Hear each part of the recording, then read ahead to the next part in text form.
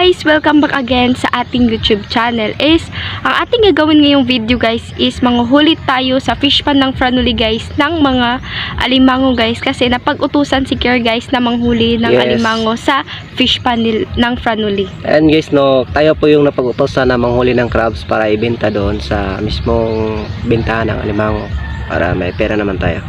Okay. So pupunta na tayo doon sa mismong bahay kubo nila, nandun na yung nilagay yung mga bubo at saka panggal. Tara!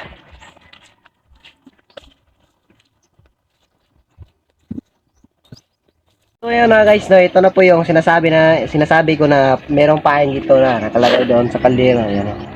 Kailangan nating slicein to na ganito ka liit para masarap kainin ng crabs.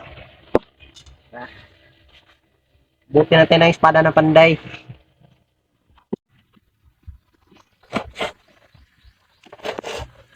Ayan guys, no, para tayo nag-add ng kilaw. Inilaw.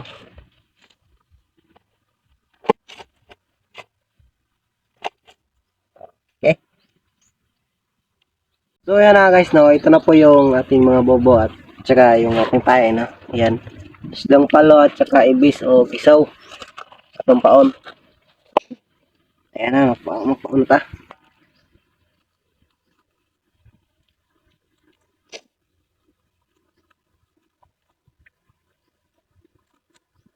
Masarap tong ipain kasi malangsa. Yung alimango dito ay pasok talaga kasi malangsa.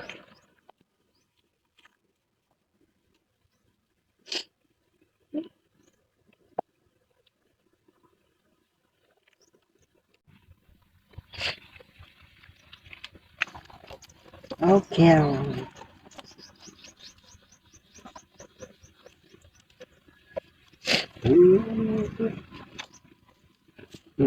Ayan na mga guys, no, nasa 30 piraso tayo rito mga bubo na ayan, no. Ayan, nataan natin doon sa mismo ispa nila, Franuli, ayan. Para may extra income naman tayo ngayong araw. Ayan, ha.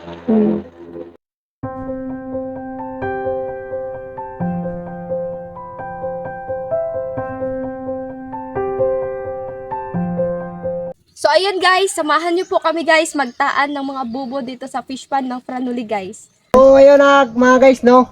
Tatawid na tayo doon mismo sa Enchanted River, ay sa gitna pala ng fish pan. Ayan, tara.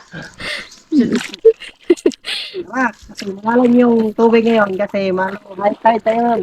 High tide.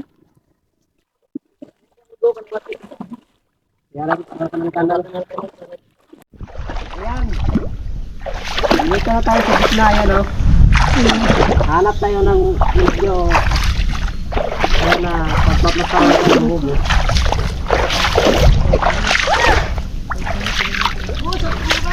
So ngayon mga guys, no, ang gamit natin na camera ngayon ay GoPro ng Franuli. Ayan, para medyo malinaw naman natin yung video ngayon. Ayan, tara, magplastara tayo ng bubo. Ayan.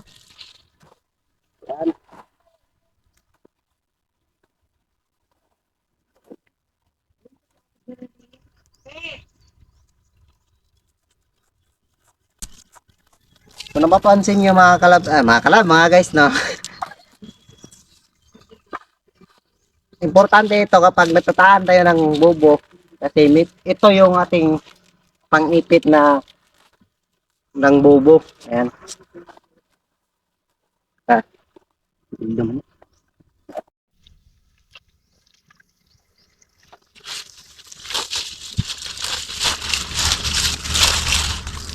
Ayan. Unang tira natin ng ating bubo. Kailangan hindi siya gaano maano ng lapok para hindi siya ng mang na may huli naman siya ng crabs. At gagawa tayo ng palatandaan para di tayo maligaw.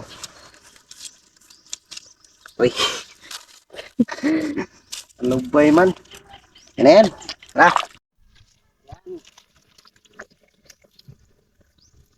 Ito na yung pangalawa nating taan. Nasa 30 ka piraso yung ating taan yan mga guys, no. Lilibot natin doon sa mismong area.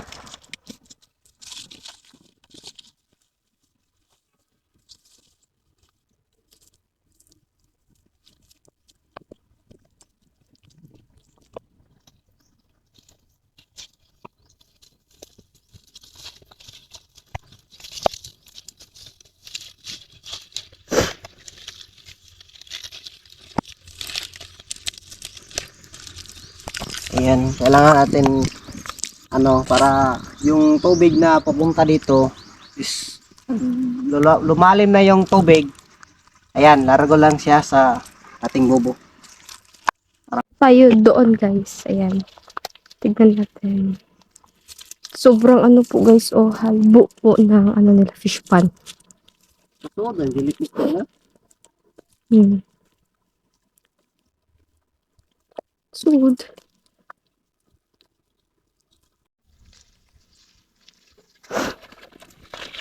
Ayan guys. Nagtataan po siya ng bobo.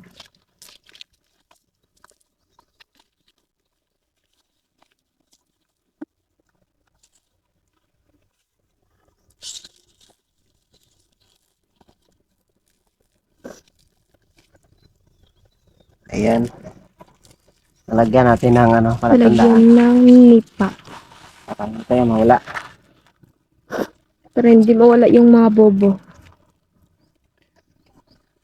Sobrang init ngayon. Sobrang init. Basta na ay siyam na stress na lang tayo ngayon. Medyo mainit na yung araw guys. Sobrang tirik na talaga yung araw. Sobrang ng araw. Mainit na talaga. Ayan. Samahan natin siya magtaan ng mga bobo. Medyo hinihingal ako guys kasi sobrang ano ng ano. Oh, tignan niyo pa. Sobrang ano kasi ng ano dito sa fishman. Hanap tayo ng dahon ng nipa para ating tatakip ng bubo. Mm-mm. Init.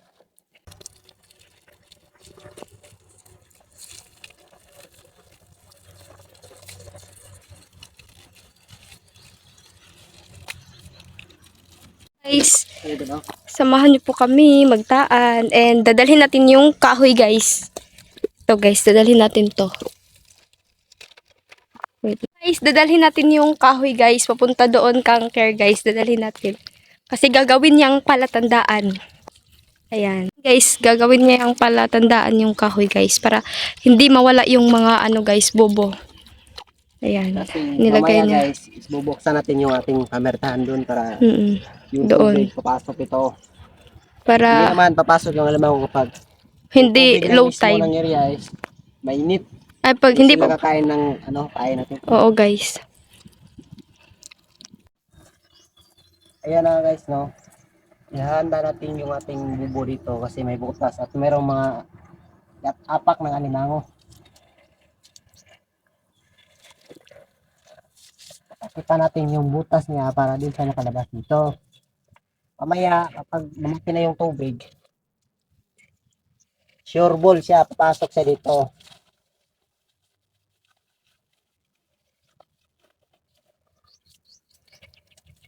One eternity later. Hi guys! So ngayon guys is magliliba na po si Kier sa mga bobo na kanyang tinaan guys dyan sa fish pan nila Franuli guys. And tignan natin mamaya guys kung may laman ba yung mga bobo na tinaan ni Kier guys. Hindi tayo sumama sa kanya guys kasi high tide yung tubig at saka wala kasing pambot guys na sasakyan pag magliliba. Aapak lang siya dyan ng malalim ang tubig. And yun lang, keep watching! And guys, ayan po lahat yung naliban ni Kier guys. Ayan po yung mga bobo guys na naliban niya guys.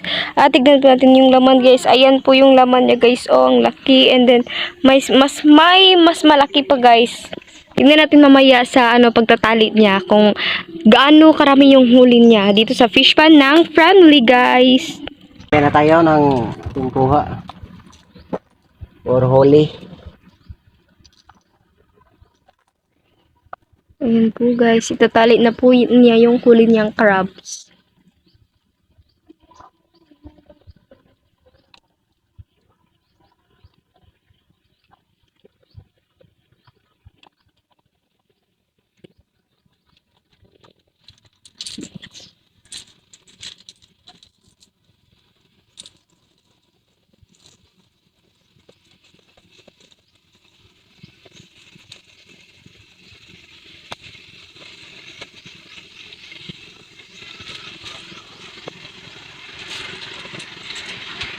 Kita ba?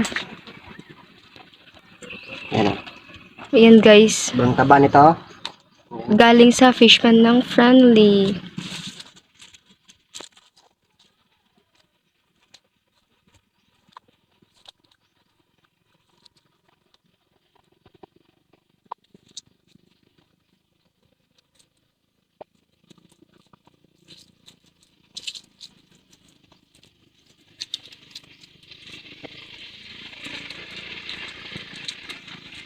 Renta na piraso po yung ating ilagay na bubo, yung may laman, 20 pesos na lang. Nasa 10 yung walang laman, pero nandun yung isa no, wala. Kasi malalim yung tubig, hindi ko na nakalimutan ko saan nilagay.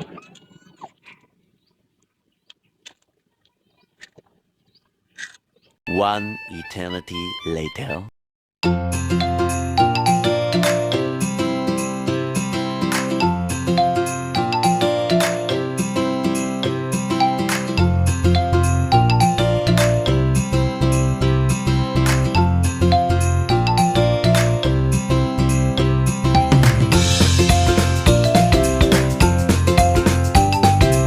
Guys, no, nakarating na po kami dito sa bahay at saka medyo naanuhan kami ng dilim kasi nga nagmamadali na lang kami umuwi and papapakita ko lahat guys kung ilan lahat ang laman sa nakuha ni Pierre sa mga bobo guys. Ayan. Ayan na guys, no. Ito na lahat yung huli natin kanina. Tataan tayo. Medyo isa lang yung malaki, ano. Ito lang yung malaki. Ayan, nasa 3 kilo yata to. So, ayun na nga guys, no, is natapos na po tayong magtaan doon sa fish pond ng Franuli. Ngayon is magpapaalam na muna kami guys. At please don't forget to like, share, and subscribe to our YouTube channel. At kami ang Cardia ang nagsasabing dapat stay safe lang. Bye!